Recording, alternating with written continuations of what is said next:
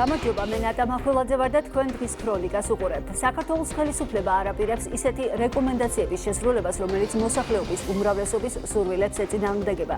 ასეთია ქართული ოცნების პოზიცია მოსკოვის მექანიზმის დასკვნაზე. სახელმწიფო გუნდისთვის 200 გვერდიანი დოკუმენტი ფაქტების ნაცვლად მხოლოდ დეზინფორმაციას და მანიპულაციას ეფუძნება. კითხვებს ვადებს ეგრეთ წოდებული დამოუკიდებელი ექსპერტის პატრიცია გჟებიკის ვინაობაც. გჟებიკი ვარშავის უნივერსიტეტის პოლიტიკურ მეცნიერებათა საერთაშორისო კვლევების ფაკულტეტის ასოცირებული პროფესორია, თუმცა აკადემიური საქმიანობის გარდა ირკვევა, რომ მას მჭიდრო კავშირი აქვს პოლონეთის მთავრობასთან. არის თუ არა მთავარი რეკომენდაციებში გამჭვირვალობის ფარას და LGBT პროპაგანდის წინააღმდეგ კანონების გაუქმება? ამ კითხვაზე ოპოზიციას პასუხი არ აქვს. არის თუ არა გჟებიკის დასკვნა საგანგებო მაშველი რგოლი ოპოზიციისთვის? ამ და მიმდინარე პოლიტიკურ საკითხებზე ჩვენ შეკითხვებს საპარლამენტო უმრავლესობის წევრი გიორგი სოსიაშვილი უპასუხებს. გლობალური კვლევის მიხედვით საქართველოში ქალები ღამით ქუჩაში სიარულისას თავს ყველაზე უსაფრთხოდ გრძნობენ. ბაზრის კვლევისა და საზოგადოებრივი აზრის გამოკითხვის დამოუკიდებელ ფირმათა წამყვანი გლობალური ასოციაციის ყოველწლიური დასკვნა გამოქვეყნდა, რომელიც 45 ქვეყანაში 45,000 ადამიანის შეხედულებებსა და გამოცდილებებს ასახავს. გამოკითხულთა ყველა ქვეყანას შორის ქართველი ქალების 89% ამბობს, რომ თავს დაცულად და თავდაჯერებულად გრძნობს საკუთარ უბანში დაღამების შემდეგ მარტო სეირნობისას, რითაც ჩვენი ქვეყანა გლობალური რეიტინგის სათავეში ხვდება. რა კონკრეტული ნაბიჯები უნდა გადადგან სახელმწიფომ და ადგილობრივმა ხელისუფლებამ, რათა მაღალი უსაფრთხოების განცდა რეალურადაც შენარჩუნდეს და გაუმჯობესდეს.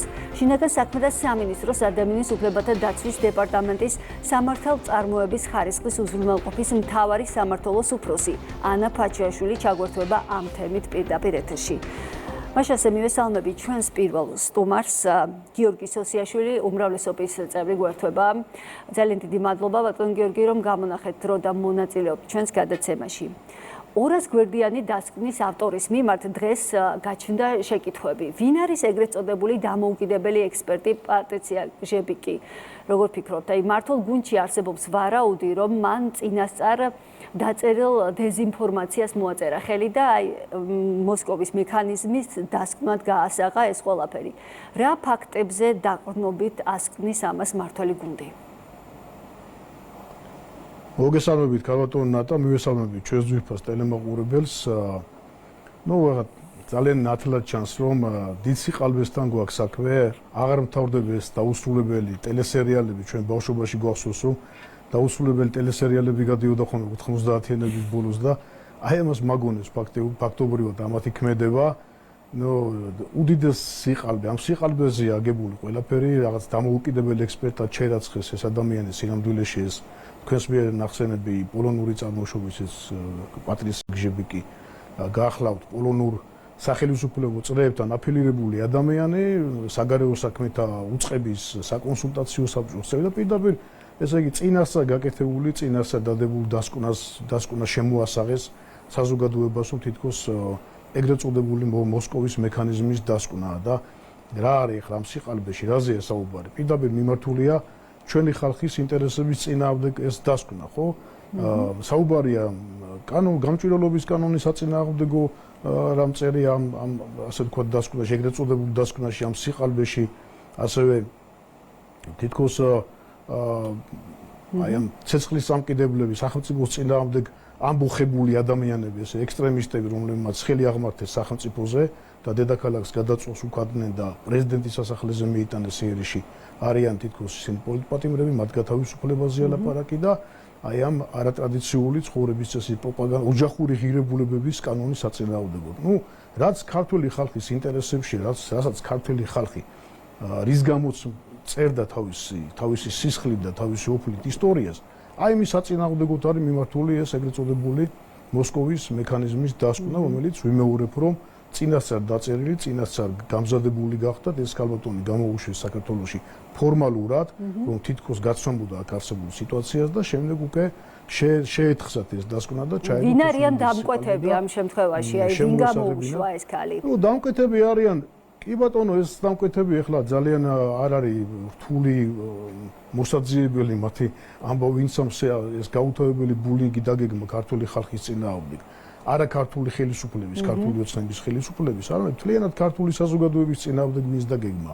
მთელი შტურმი და უამრავ გაშალეს ეს შემოტევა სხვადასხვა ფლანგზე, ბევრი მიმართულებით უამრავი რამ გააკეთეს და აი ამ აბსურდის თეატრის მორიგი წარმოდგენაა და ამ სერიალის გაგრძელებაა.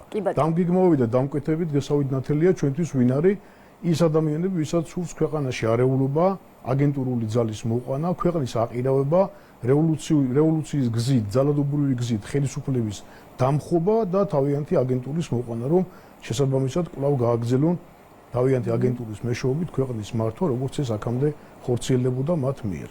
EUTOS რეკომენდაცია, EUTOS მისიის რეკომენდაციები, EUTOS მისია რეკომენდაციებით მიმართავს სხვა ქვეყნებსაც, აი მაგალითად განიხილონ სანქციების დაწესება და საქართველოში არსებული სიტუაციის საერთაშორისო სასამართლოში გადამისამართების საკითხიც, რაც ქართული ოცნების განმარტებით მოსკოვის მექანიზმის მანდატსაც კი სდება.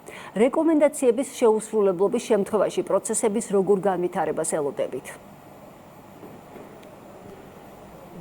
ბევრი რამ სადეს, მე მგონი აღარ დარჩა, თუ კი რამე არსებობდა მათ არსენალში, მოდი ასე ვთქვათ, რომ გამოეყენებინათ ჩვენს წინააღმდეგ, ვიმეორებ ქართული ხალხის წინააღმდეგ სიტუაციის ასარევად, იმიტომ რომ საქართველოში არსებული სიმშვიდე, არსებული სიტუაცია, აი ამ გეოპოლიტიკურ ყევებში გარშემო რომ ასეთი სიტუაცია არსებობს ჩვენს ირგვლივ და ფაქტურად აი ამ ცეცხლის რკალში ვართ, რა თქმა უნდა, მათთვის ეს მიუღებელია, არაწყოთ, ბუნებრივია და ყოველ ჯერზე ახალ-ახალ რაღაცებს იგონებენ და ვიმეორებ მე თუ ვინმე გამახსენებს იმას, რომ ქვეყანა ისჯებოდეს გამჭვირვალობის კანონის გამო, ოჯახური ღირებულებების დაცვის გამო, რა ვიცი, ძალიან რთული სათქმელია მსოფლიო ისტორიის გადავალოთ თვალი, რთული ამბავია და რთული გასახსენებელი იქნება, რომ რამე გაიხსენოს ამაზე, ხო?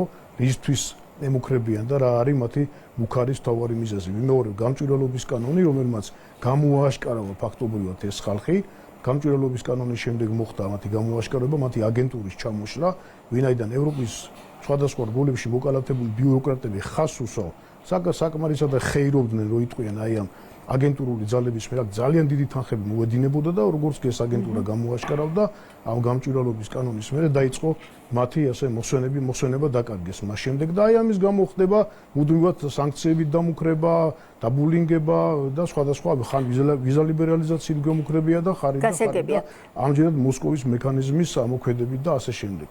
მე ვფიქრობ, რომ არაფერი არ გამოუვათ, პირდაპირ შემიძლია გითხრათ, იმიტომ რომ დავასრულებ თუ შეიძლება ქართული ხალხს თავისი ისტორიის მანძილზე არაერთი სანქცია უნახავს.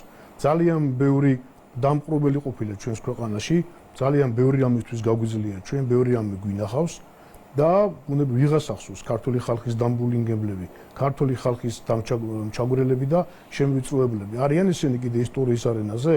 გაქრნენ საერთოდ, მათი სახსენებელიც აღარ არის და ბუნებრივია ეს კარგად უნდა გაიაზრონ იმ ადამიანებმა, ვინც ასე გვემუქრება და აი არარსებულ რაღაცაზე გვედავებიან, სიყალბეს გვაბრალებენ და ბუნებრივია სიმართლე ჩვენი ხალხის მხარეს არის, ხო? რადგან არ უნდა დაუჯდეს ქართულ ხალხს, როგორ შეიძლება ოჯახურ ღირებულებაზე უარი თქვათ და უარი თქვათ გამჭვირვალობაზე, ესე იგი მაშინ თვალი უნდა დავხუჭოთ აი ამ შემოდინებულ ფულზე და ჩვენივე ხელით შევუწყოთ ასე იგი წავახალისოთ ძალადობა ქვეყანაში და ხელისუფლება დავამხობინოთ და ესე ბატონ გიორგი, ნახეთ თქვენ საუბრობდით ახლა დამკვეთებზე. დამკვეთებზე საუბრობდით და საუბრობდით, რომ ამ ადამიანებსო რადიკალების მოყვანა უნდათ ხელისუფლებაშიო და ერთგვარად ოპოზიციისთვის მაშველი რგოლიაო, მართველი გუნდი ამბობს ეს დასკვნაო. რით ეხმარება, როგორ ფიქრობთ? უკაცრავად ბოლო ნაწილი ვერ გავიგე თქვენი. რით ეხმარება ეს დასკვნა, ეს დოკუმენტი რით დაეხმარება, აი მაშველი რგოლიაო რო ამბობთ, რით დაეხმარება? ნახეთ, ოპოზიციას ვერ დავარქმევთ ჩვენ ამ ექსტრემისტებს, რადიკალებს, რომლებიც გახსოვთ რამდენიმე დღის წინ რა განცხადებები გააკეთეს, ხან ტერორიზმში დაადანაშაულებენ საკუთარ სამშობლოს, ხან რას დააბრალებენ, ხან რას. გახსოვთ იმ ტაივანელი ქალბატონის, თინა ტაივანელის განცხადებები და კიდე მსგავსი აი ამ რადიკალთა დაჯგუფების წარმომადგენელთა განცხადებები და ამჯერად ეხლა მათი სურვილი, მათი პატრონების სურვილი არის როგორღაც ჟანგბადი მიცენ ამ ადამიანებს, იმიტომ რომ ოპოზიციას, ეგრეთ წოდებულ ოპოზიციას, რადიკალებს აღარ ესიჯებათ პულსი.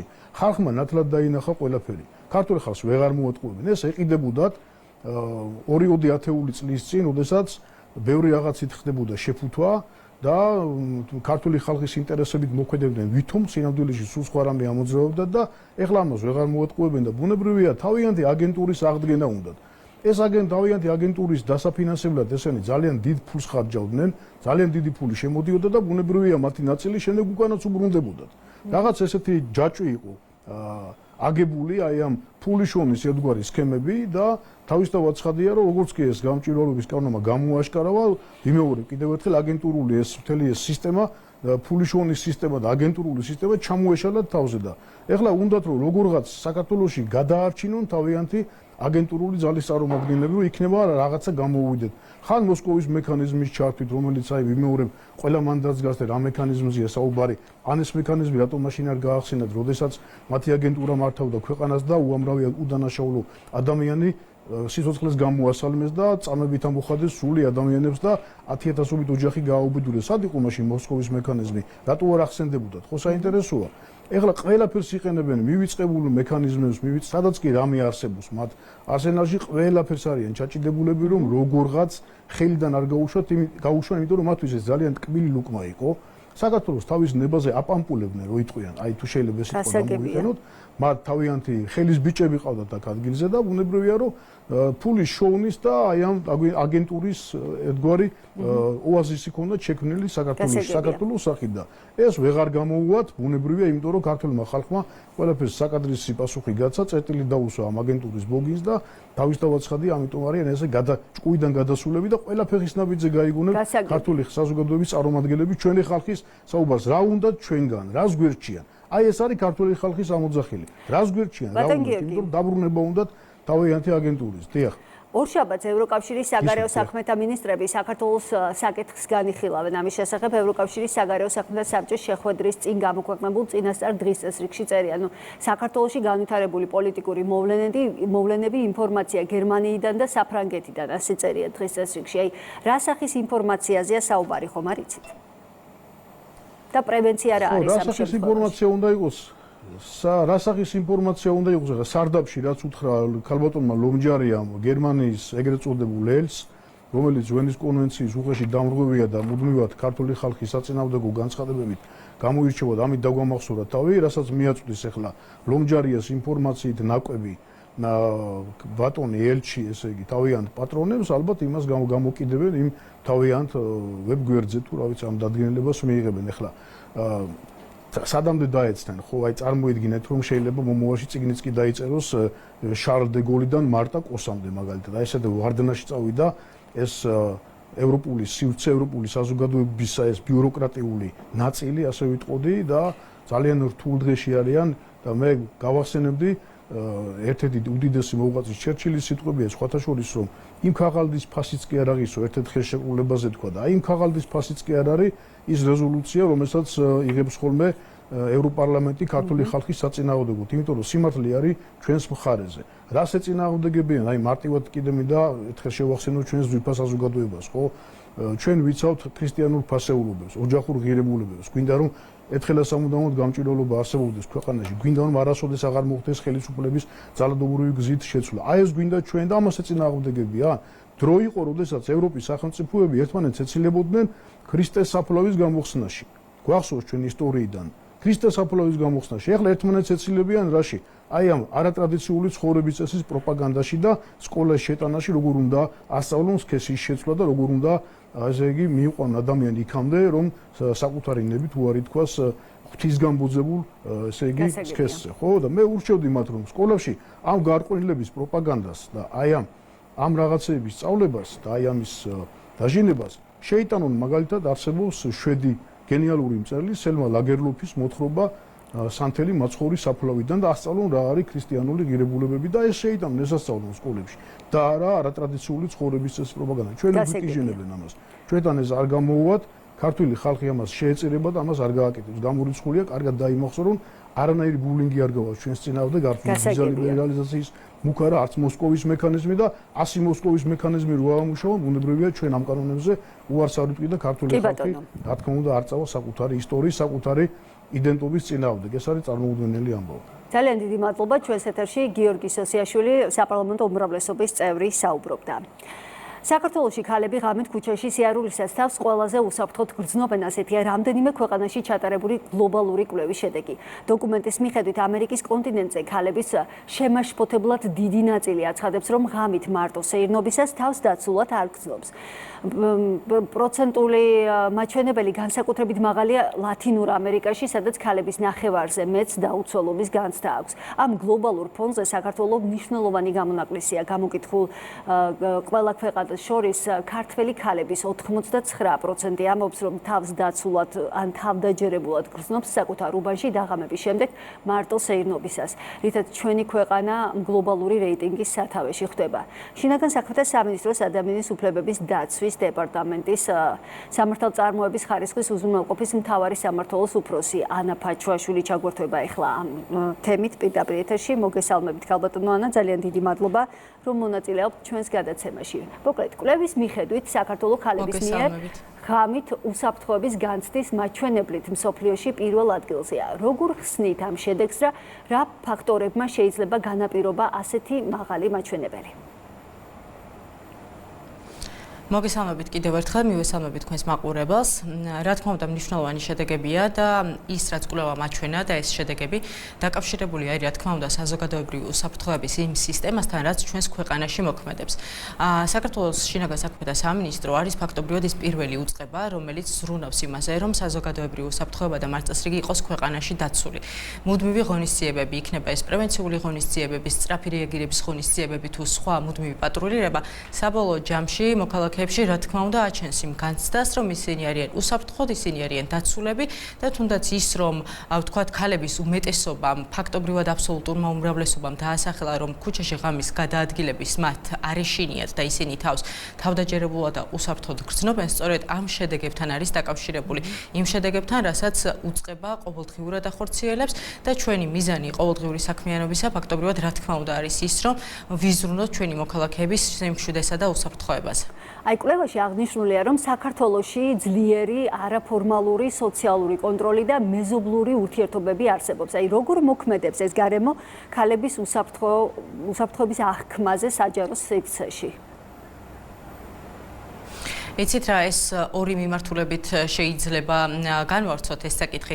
ერთი ის, რომ მაშინ, როდესაც არსებობს, თქვათ, მჭიდრო სოციალური კონტაქტები, თუნდაც ახლო მეზობლური ურთიერთობა თუ ნათესაური ურთიერთობა, რაც საქართველოსთვის დამახასიათებელია და ქართული კულტურისთვის.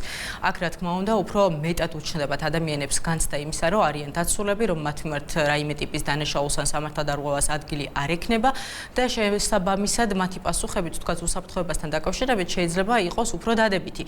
თუმცა მეორე მხრივ არის ხოლმე შემთხვევები, როდესაც ეს მჭიდრო სოციალური კონტაქტები ადამიანებს ხანდახან თქვათ გაჩუმებისკენაც უბიძგებს.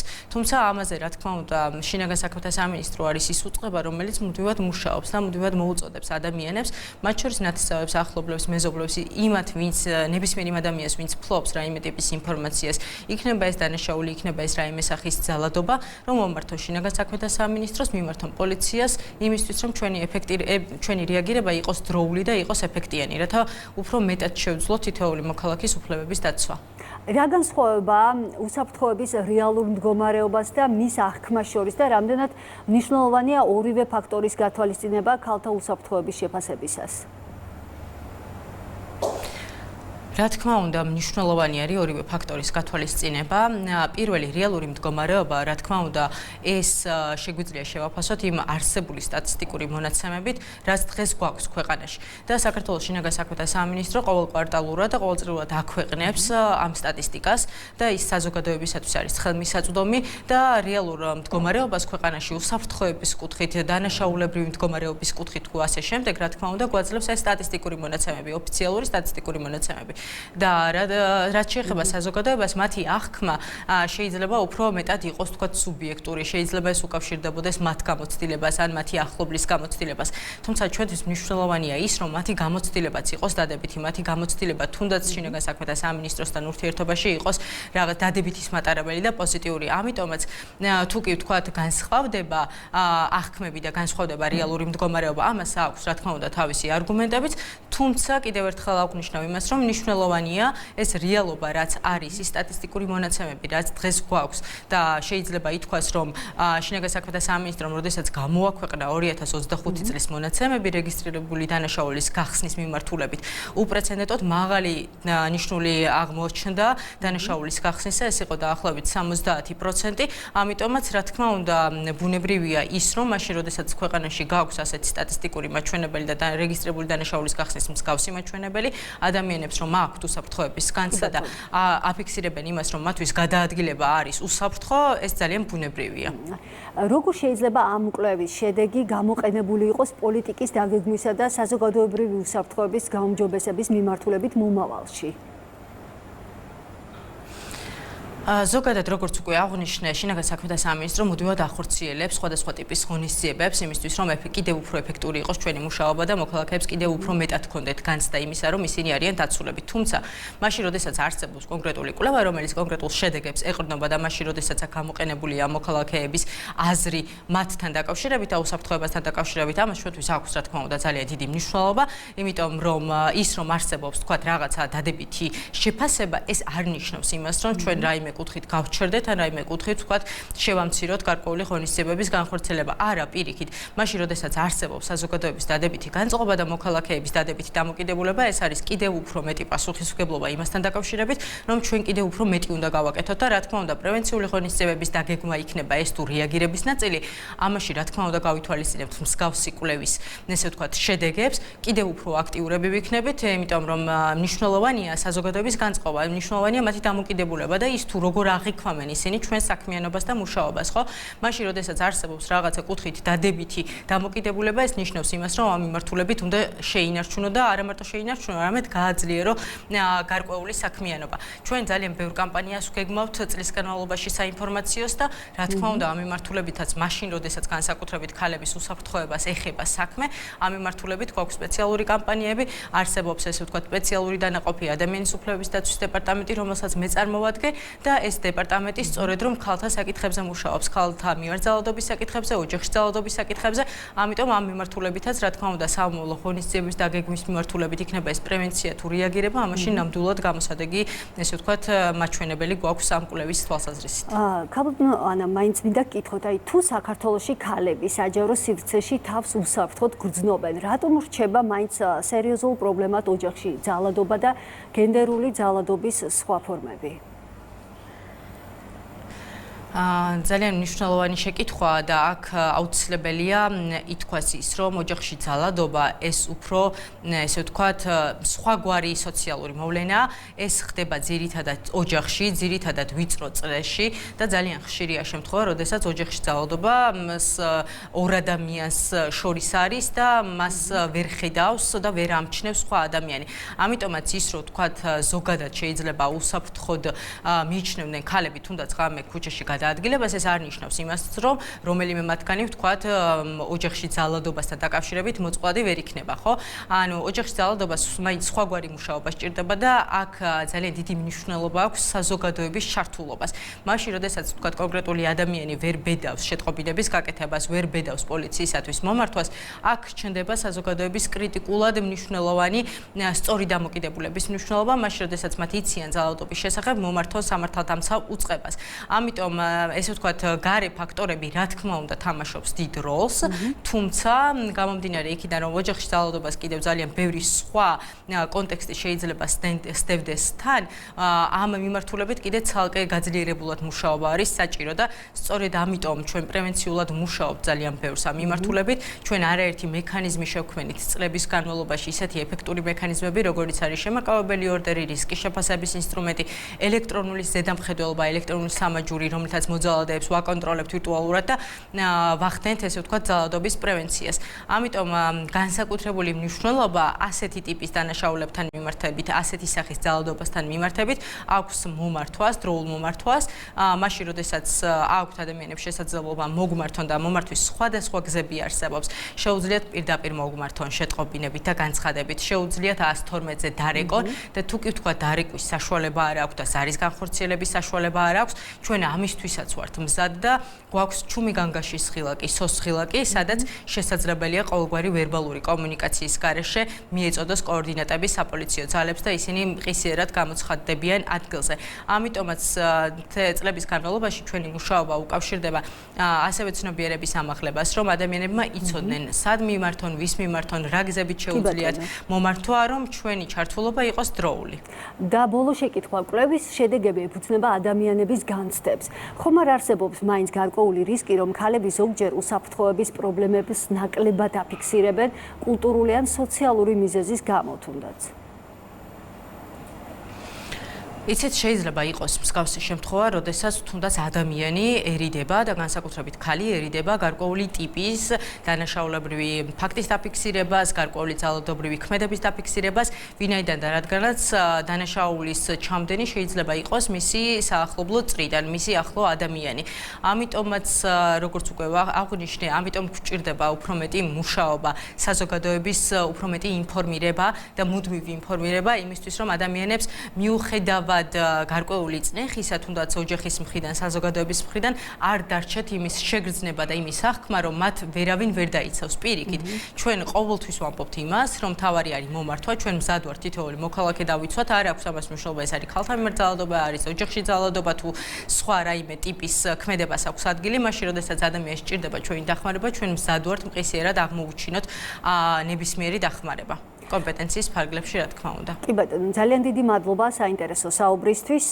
ასეთი იყო მოვლენათა განვითარების ქრონიკა. მე გემშვიდობებით უკვე მომდევნო ხუთშაბათამდე.